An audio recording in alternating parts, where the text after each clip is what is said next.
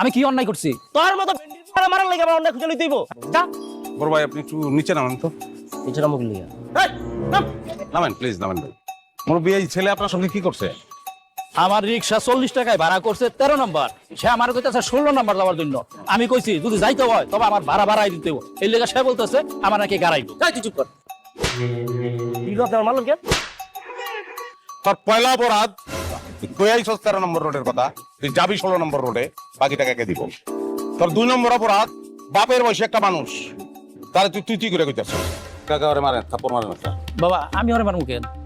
আপনি ওরে মারবেন কারণ মায়ের উপরে ওষুধ নাই। ভাড়া কত বলছেন আপনি? কত? 40 টাকা আমারে কই আনছিল। 40 টাকাই দিবি দে। তুই মনে করিস না যে তোর শাস্তি শেষ হয়ে গেছে?